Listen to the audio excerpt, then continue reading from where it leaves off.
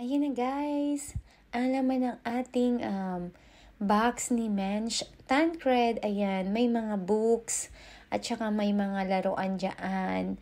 Yan yung unang layer, tas ito na yung mga laruan, mga sabong pambata. Ayan, sobrang daming laruan guys na puro bago. Tas hinalo ko na rin yung mga chocolates, pabango, at saka kung ano-ano pa dyan guys sa ilalim. Grabe, sobrang dami. Hindi ko alam kung ano yung ilalagay ko.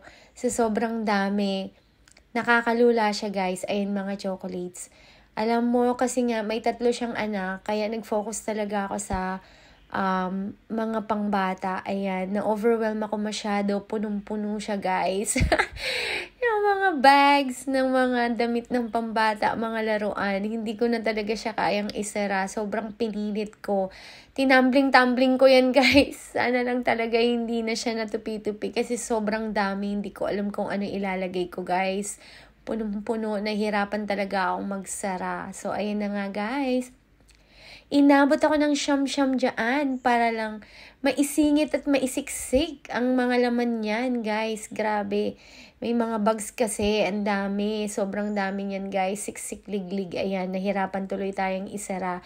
Hindi ko alam kung paano ko siya isasara, guys. Kulang na lang dagdagan ko pa ng isang malaking box para lang maisara ko yan. Ayan, o. Nahihirapan ako ng bonggang-bongga. Ayan, nilagay ko sa pinaka-top yung frame kasi nga naman ayokong tanggalin sa plastic, nasasayangan kasi ako. So, ayun, ready na at isasara na natin hanggang sa na-sort out ko na. At nabuo na siya guys. Ayan na. And ready to pick up na. Hinaantay na lang natin ng ating diver. Ayan, finally. Andyan na. Sinusulatan na siya guys. At dadalhin na siya sa Mindanao. Ayan. Bye-bye. Balikbayan box. Thank you for watching.